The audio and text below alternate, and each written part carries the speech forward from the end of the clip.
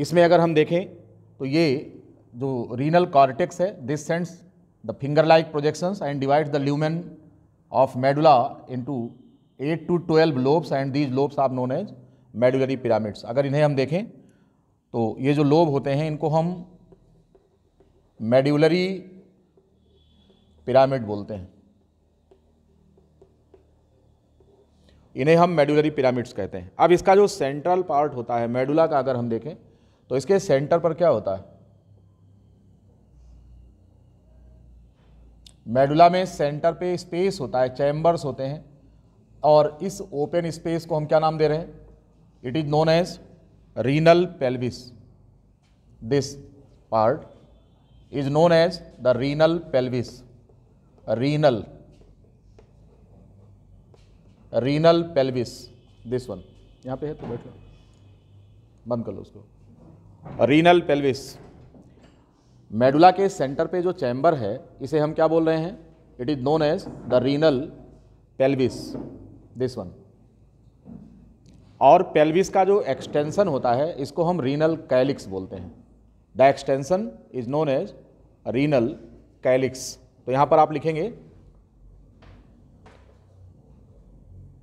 In the centre of medulla, centre of medulla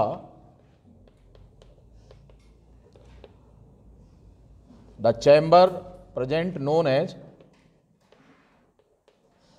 इसको हम बोलते हैं रीनल पेल्विस बोलते हैं। ये जो सेंट्रल पार्ट है जिसको हमने यहाँ पर ब्लू बॉर्डर से दिखाया है, इसको हम बोलते हैं, क्या बोलते हैं इसको, it is known as renal pelvis. अब ये रीनल पेल्विस के एक्सटेंशंस होते हैं जो कि इसमें जो है ये एक्सटेंशंस जो होते हैं इनको हम रीनल कैलिक्स कहते हैं। तो यहाँ पर एक्सटेंशंस बन रहे हैं और हम नोट करेंगे कि जो एक्सटेंशंस होते हैं, the extension of renal pelvis, इनको हम बोलते हैं calyx, known as renal calyces. Single में हम लिखेंगे कैलिक्स और प्लूरल में इसको करते हैं कैलाइसेज। तो इस तरीके से ये सेंट्रल पार्ट इसका होता है, मेडुला का जो सेंट्रल पार्ट होता है, this chamber is known as renal pelvis and the extension of renal pelvis is known as calyx. तो ये रीनल कैलिक्स होते हैं, 1 2 3 इस तरीके से ये एक्सटेंशंस इनके होते हैं। और ये कैलिक्स 2 तरह के होते हैं, मेजर कैलिक्स होते हैं और माइनर कैलिक्स होते हैं। 2 टाइप के होते हैं, 2 टाइप, और इनके नाम है major calyx and minor calyx.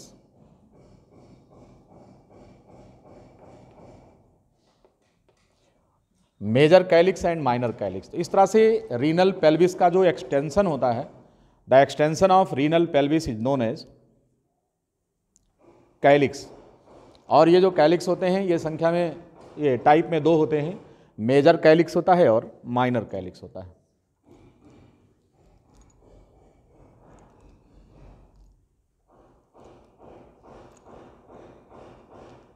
लिखा सबने? ये जो रीनल पेल्विस होता है यही जो है आगे किस में टर्मिनेट हो जाता है,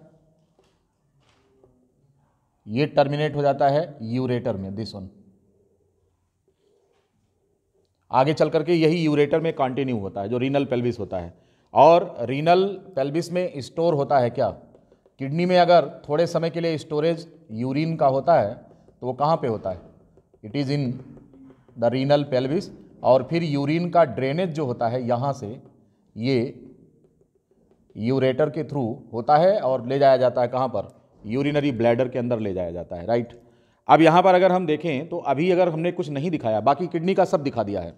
किडनी में हमने सारी चीज़ें दिखा दिया है, outer zone renal cortex and inner known as renal medulla, extension of renal cortex into the medulla known as renal column of Bertini, this divides the lumen of medulla into number of lobes 8 to 12 lobes known as medullary pyramid. अब medulla के centre में जो chamber होता है इसको हम बोलते हैं पेल्विस, और पेल्विस का जो एक्सटेंशन होता है उसे हम क्या बोलते हैं, कैलिक्स। तो यहाँ पर ये कैलिक्स होता है, this one is the calyx, renal calyx. तो ऐसे क्वेश्चन आपसे पूछेंगे कि extension of renal pelvis is known है, तो आपको बताना है इट इज रीनल कैलिक्स। ठीक है, तो किडनी के अंदर जो यूरिन बनता है, तो यहाँ पर टेम्परेरी स्टोरेज जो किडनी के अंदर होता है, तो ये वो चैम्बर है जिसको हम क्या नाम देते हैं, रीनल पेल्विस कहते हैं। And this is continued in the form of ureter, और ये यूरिन को लेकर आता है और कहाँ पर भर जाता है, यूरिनरी ब्लैडर में ये स्टोर हो जाता है। बात समझ में आ गई। अब हमें यहाँ पर डिस्कशन करना है इनकी स्ट्रक्चरल और फंक्शनल यूनिट की, जिन्हें हम क्या कहते हैं, these are known as the nephrons. The structural and functional units of kidney known as nephron. लिखिए, the structural and functional unit of kidney are the nephrons. Structural and functional unit of kidney are the nephrons.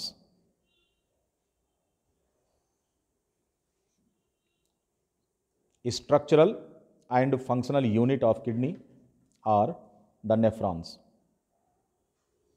Diagram में हमने आपको nephron दिखाया नहीं है, ये है।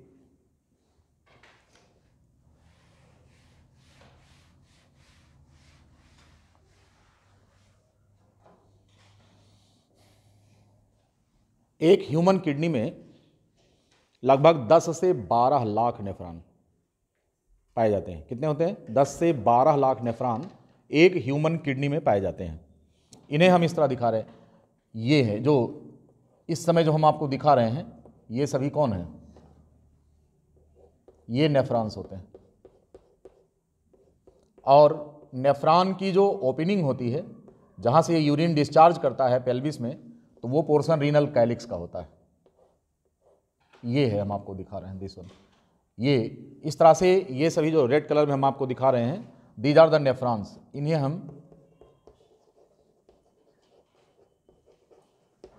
Nephrons कहते हैं। ऐसे इस तरह से ये जो स्ट्रक्चर आपके सामने अब है, ये किडनी का कंप्लीट स्ट्रक्चर है। ऐसे 10 से 12 लाख नेफ्रॉन किडनी के अंदर स्थित होते हैं।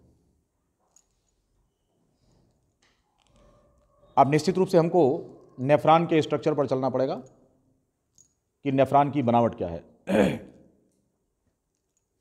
किडनी का लॉन्गिट्यूडनल सेक्शन में जो डायग्राम है, जैसा दिखता है, एज इट इज हमने आपको यहां पर एक्सप्लेन कर दिया है।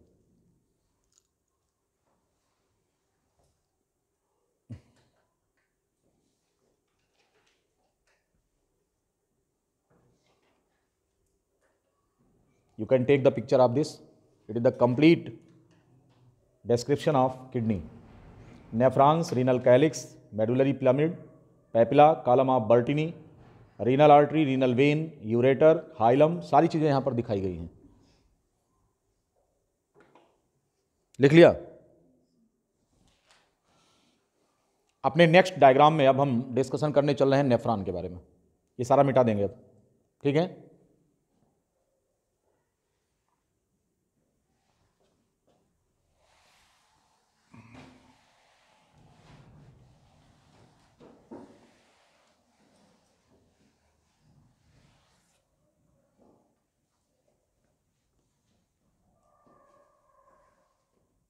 Nephron, structure of nephron.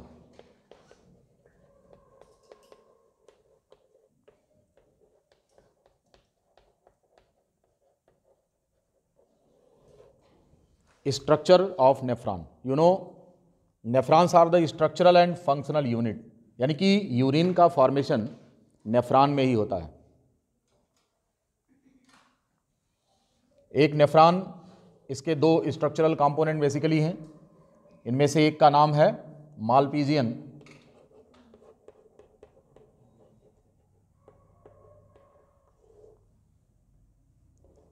कॉर्पसिल्स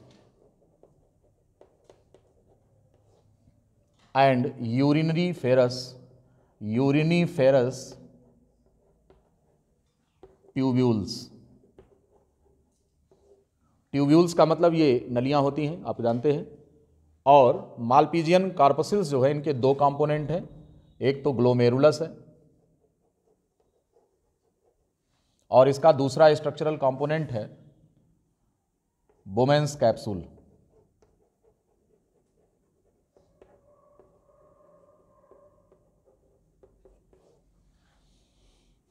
जिन्हें हम यूरिनीफेरस ट्यूब्यूल्स कहते हैं। This starts from the neck, proximal convoluted tubule,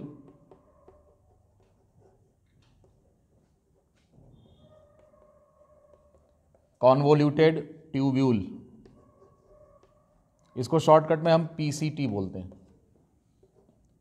next है हेनले लूप,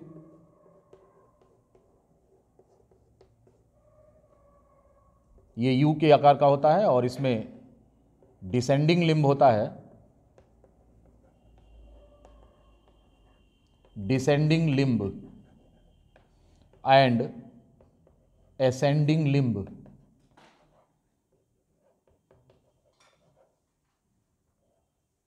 और इससे अतिरिक्त इसमें डिस्टल कॉन्वोल्यूटेड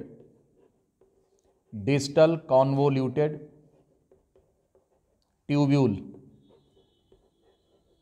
जिसे हम डीसीटी कहते हैं। ये सभी ट्यूब्स होती हैं, यूरिनीफेरस ट्यूब्यूल्स।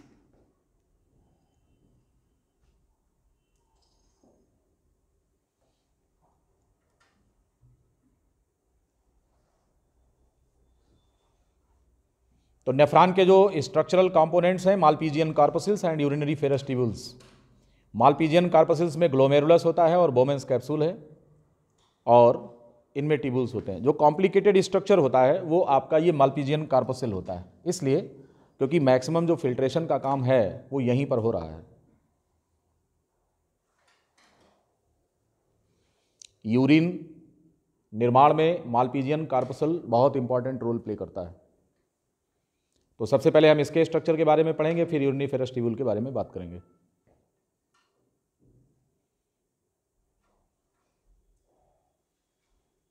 ठीक है, आइए डायग्राम पे मिटा रहे हैं इसको, देखेंगे कि नेफ्रॉन का स्ट्रक्चर किस तरह का होता है।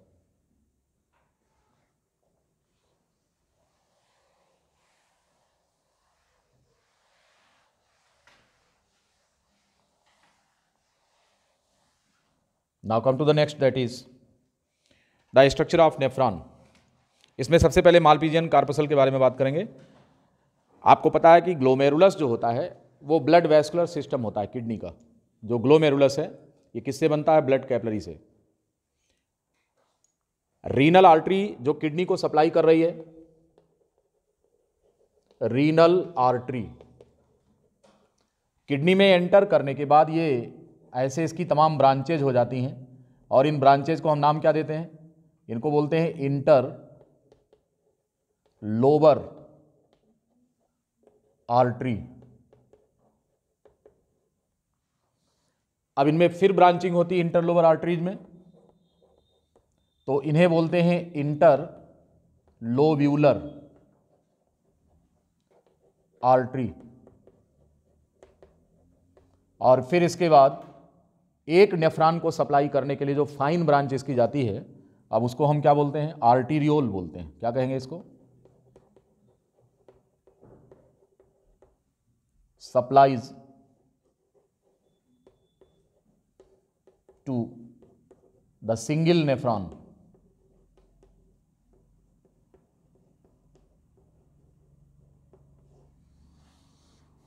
जो रीनल आर्टरी किडनी में प्रवेश करती है, किडनी में घुसते ही ये इंटरलोबर आर्टरीज नाम की ब्रांचेज में ये कन्वर्ट हो जाती है। फिर इसके बाद ये इंटरलोब्यूलर आर्टरीज में ब्रेक करती हैं, इनकी तमाम ब्रांचेज अराइज करती हैं, और फाइनली जो एक नेफ्रॉन पे जा रही है उसको हम आर्टीरियोल बोलेंगे।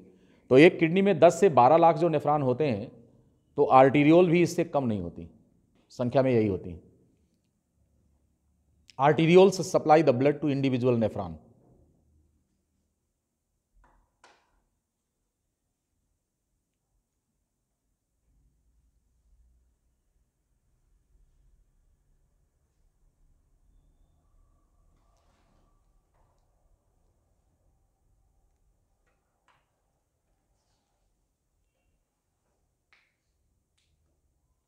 उंगलियां नहीं फोड़नी चाहिए, आर्थराइटिस होगी, थोड़ा और एज बढ़ेगी तो।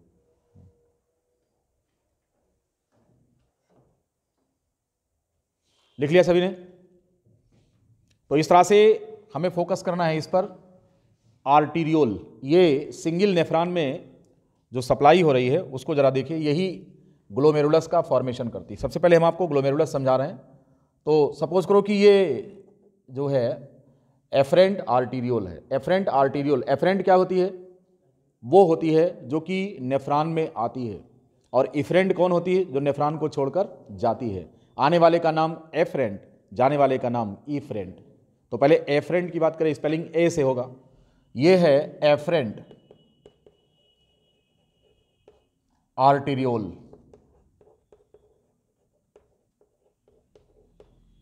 आगे चल करके ये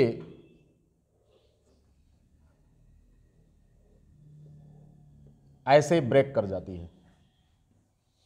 यहां पर ध्यान रखना है कि इसका जो इंटरनल डायमीटर होता है एफरेंट का ज़्यादा होता है, और इफरेंट आर्टीरियोल का, efferent arteriole,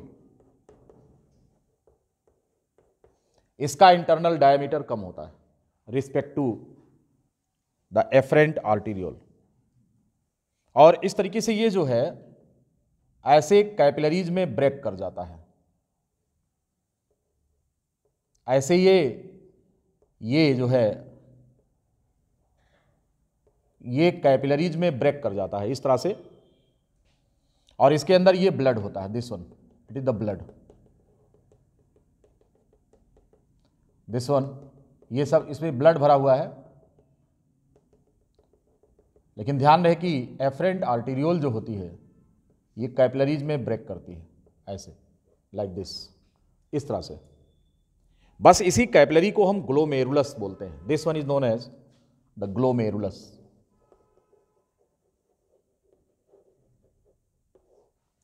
Efferent arteriole comes to join the nephron, breaks into capillaries to form the glomerulus, and then terminates into efferent arteriole. The efferent arteriole brings the blood to nephron, and efferent arteriole drains the blood from nephron. And this glomerulus is present or accommodated in a cup-like structure, and this cup-like structure here, you can see this cup-like structure here is known as the Bowman's capsule. This one,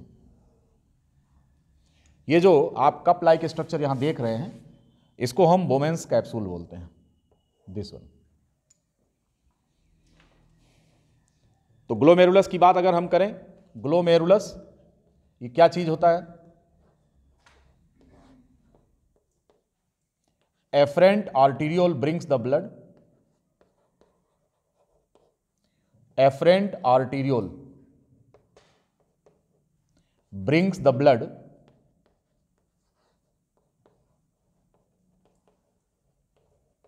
to the individual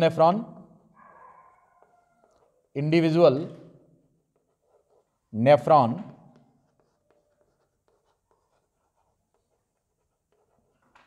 and before converting to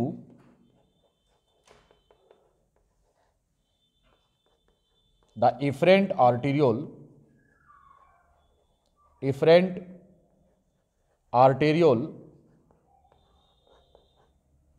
it breaks to capillaries known as glomerulus. Now, the efferent arteriole brings the blood to the nephron, and efferent arteriole drains the blood from here. The internal diameter of efferent arteriole is greater than the internal diameter of the efferent arteriole. You can see the structure. It is very simple to understand here. The lumen is wider in efferent arteriole, so that greater volume of blood comes here and the drainage is small. ज़्यादा blood आएगा और निकासी यहां से कम की होगी। Simplify करते जाइए डायग्राम को, धीरे धीरे एलिब्रेट करिए इसको।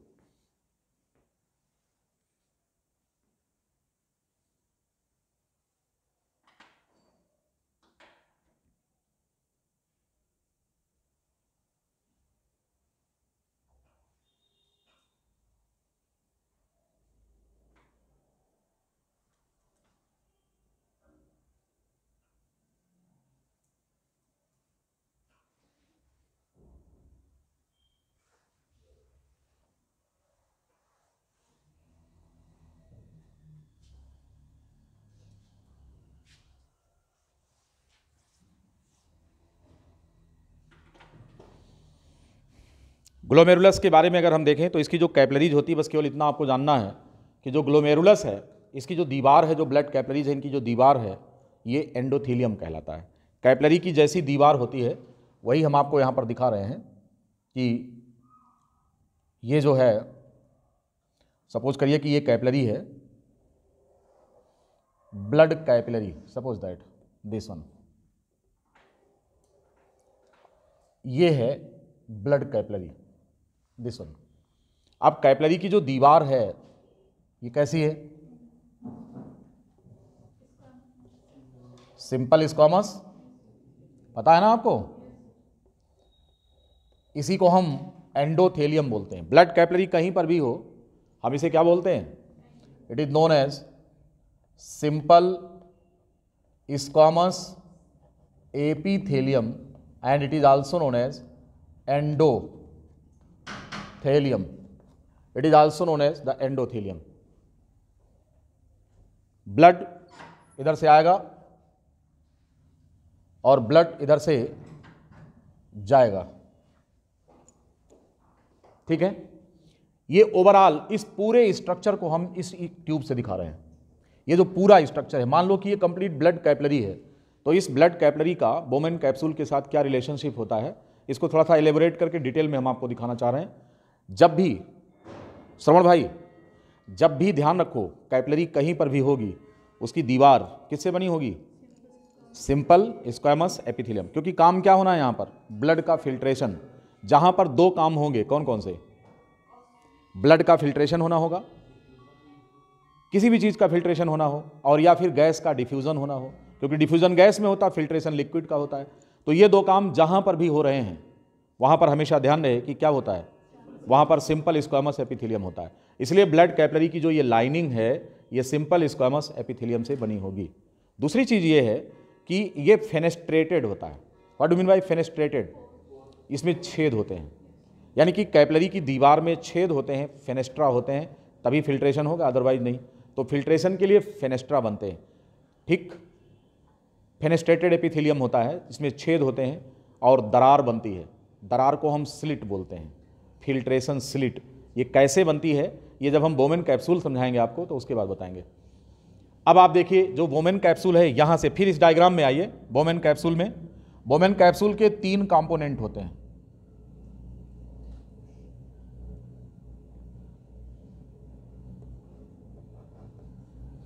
अगर आप बोमेन कैप्सूल की बात करें, बीसी बोमेन्स कैप्सूल, तो ये जो है इसकी इनर वॉल होती है, इनर वॉल, या इसी को हम विसरल लेयर बोलते हैं, विसरल लेयर बोलेंगे इसे। This one is known as parietal layer, या इसी को आउटर वॉल बोलेंगे। और ये जो है, जो बीच में जहां पर जो चैम्बर इसका है, इसको हम ल्यूमेन बोलते हैं। इस तरह से इसके 3 कंपोनेंट होते हैं। किसके? बोमेन्स कैप्सूल के कितने कंपोनेंट होते हैं? 3 होते हैं। द इनर लेयर, हम इनर लेयर समझेंगे कैसे इसको। The layer which is in contact with the blood capillary, वो लेयर जो ब्लड कैपिलरी के कॉन्टैक्ट में है, it is known as what? It is known as inner layer, या इसी को हम विसरल लेयर कहते हैं। इसकी जो अपोजिट लेयर होती है उसको हम आउटर लेयर या पेराइटल लेयर कहते हैं। और इन दोनों के बीच में जो स्पेस होता है, this gap, this space here is known as the lumen. क्या कहेंगे इसको? इसको ल्यूमेन कहते हैं। तो अगर आपसे पूछा जाए कि बोमेन कैप्सूल के कंपोनेंट्स कितने होते हैं तो क्या बताना है आपको? हैं? हम आपको बताएंगे कि ये इनर लेयर होता है, that is towards the glomerular side. Outer layer ये बाहर की तरफ उसका जस्ट अपोजिट होता है, और इन दोनों के बीच में जो खाली जगह है, जो स्पेस है, it is known as the lumen. तो बोमेन कैप्सूल के 3 कंपोनेंट हो गए, inner wall, lumen and outer wall और पेराइटल लेयर। ठीक है, ये बोमेन कैप्सूल है। This is a cup like structure and this gives the space for accommodation of the glomerulus, right. It is a cup like structure, you can see here, this is a cup like structure and this lodges here the glomerulus. And this complete relationship of the blood capillary, that is the glomerulus, and the Bowman's capsule have been shown here in this diagram. अब इसको हम थोड़ा और detail करेंगे, इस diagram को आप देखेंगे। अभी हमने इसमें क्या दिखाया है, केवल हमने आपको इस डायग्राम में ब्लड कैपिलरी दिखाया है, ठीक है। यहाँ पर ध्यान रहे कि जो इनर वाल है, जो इनर वाल है यानी कि ये जो विसरल लेयर है, ये जिस प्रकार के एपिथेलियम से बना होता है इसको बोलते हैं modified simple squamous epithelium. Modified simple squamous epithelium. For what it is modified, हम क्यों कह रहे हैं कि it is something special then rest other simple squamous epithelium? It is not so simple but it is made up of special type of cells. जो flat squamous cells होती है उनकी कुछ खास बनावट होती है। ये जो फ्लैट स्क्वामस सेल्स होती हैं, यहाँ पर जो फ्लैट स्क्वामस सेल्स हैं, इनकी कुछ खास बनावट है इसलिए क्योंकि ये सेल्स पोडोसाइट कहलाती हैं and these have the foot like process. इसका निर्माण करने वाली सेल का नाम क्या होता है? Podocytes present. जो सेल्स हैं इनको हम पोडोसाइट्स कहते हैं। Podo stands for foot like process and cyte means होता है सेल। ऐसी सेल जिसमें कि पैरनुमा स्ट्रक्चर हो, फूट लाइक प्रोसेस हो, हम उसे क्या बोलते हैं? उसको हम पोडोसाइट बोलते हैं। ओके, तो मॉडिफाइड सिंपल स्क्वामस एपिथेलियम है यहां पर। And in what sense it is modified? Because it is made up of something special cell known as podocyte and the podocyte is special because it is having the foot like process. पैरनुमा structure यहां पर बनते हैं। यानी कि ये cell जो होती है वो बहुत सिंपल नहीं होती, बल्कि कैसी होती है? जैसे ये सेल है, सपोज दैट ये फ्लैट सेल है। अब इसमें क्या है कि इस तरह से इसमें फूट लाइक प्रोसेस होते हैं इस सेल के अंदर, और इसे हम नाम क्या देते हैं? इसको हम नाम देते हैं pedicel. And this cell is the podocyte cell. यही पोडोसाइट है। पोडोसाइट क्यों कहा? कि पैरनुमा स्ट्रक्चर इसमें होता है, और यही जो है किसका निर्माण कर रहा है?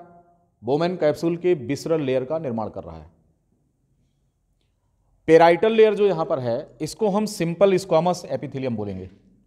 यहां पर जो पाया जा रहा है it is simple squamous epithelium. ये है जो यहां पर पाया जा रहा है।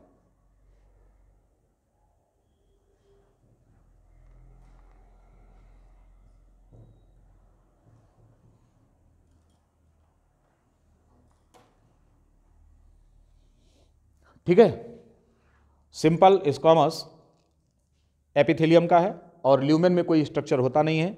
हाँ, यहाँ ध्यान रखना है कि इन दोनों के बीच में, क्योंकि आपको पता है कि एपिथेलिया विदाउट बेसमेंट मेम्ब्रेन हो ही नहीं सकती, इसलिए एपिथेलिया कहीं पर भी हो, इनकी सेल्स को नीचे से सपोर्ट करने के लिए कौन पाए जाते हैं? बेसमेंट मेम्ब्रेन होती है। तो यहाँ पर भी क्या है कि यहाँ पर भी बेसमेंट मेम्ब्रेन पाई जाएगी। ये कहाँ पर होगी? इन दोनों के बीच में एक कॉमन बेसमेंट मेम्ब्रेन होती है, दिस वन।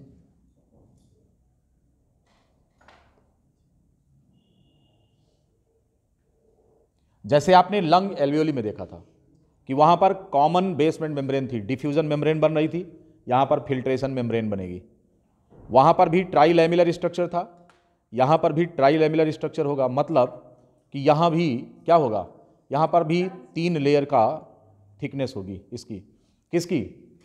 फिल्ट्रेशन मेम्ब्रेन की। आपने लंग एल्वियोली के साथ ब्लड का रिलेशनशिप देखा था, तो वहाँ पर हमने आपको बताया था कि ये ट्राइलैमिलर स्ट्रक्चर होता है। कौन कौन सी थी वहाँ पर? Wall of the lung alveoli made up of simple squamous epithelium. वहाँ पर भी छेद था, क्या बोलते थे उस छेद को? पोर्स ऑफ कोहन बोलते थे। याद नहीं रह रहा है, बस खाली लिख ले रहे हो आप लोग। अब अगर हम यहाँ पर इसलिए बार बार याद दिलाते हैं कि ये स्ट्रक्चर हम पहले पढ़ा चुके हैं। Now come to this structure here. यहाँ पर भी ट्राइलैमिलर स्ट्रक्चर है, वहाँ पर लंग एल्वियोलाई की वाल थी, यहाँ पर किसकी है? बोमेन कैप्सूल की है। दीवार है जिसका नाम क्या है? इनर लेयर, या उसको विसरल लेयर बोलेंगे। और ब्लड कैपिलरी वहाँ पर भी थी, ब्लड कैपिलरी यहाँ पर भी है। बात समझ में आ गई? चलिए, तो यहाँ पर ये कॉमन बेसमेंट मेम्ब्रेन होती है। इस पूरे स्ट्रक्चर को अगर हम देखें, इतना पोर्शन इसका डिटेल अगर देखें तो हम इस डायग्राम में दिखाने जा रहे हैं कि what is the relationship of this blood capillary with the Bowman's capsule, the wall of Bowman's capsule. इससे इसका क्या संबंध है, ये डिस्कशन हम अब इस अपने अगले डायग्राम में करने चल रहे हैं। यहाँ पर किसमें? इस डायग्राम में, कि कि यह जो रिलेशनशिप है इसका, ये क्या चीज़ है। ठीक है, आगे बढ़ें, आइए और इस डायग्राम में देखते हैं। और इधर वाला डायग्राम हम इसको अब क्या कर देंगे, फिनिश, इस डायग्राम को ख़त्म करेंगे और अब हम इस पर चलेंगे और आपको बताएंगे कि बोमेन कैप्सूल की जो पोडोसाइट्स होती हैं उनका इस ब्लड कैपिलरी से क्या संबंध है। ठीक है, यहां देखिए इस डायग्राम से,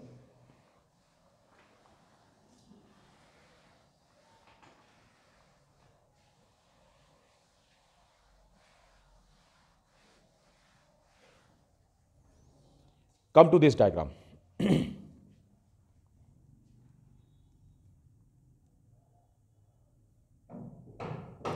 कुछ ठोकना है क्या, क्यों भाई?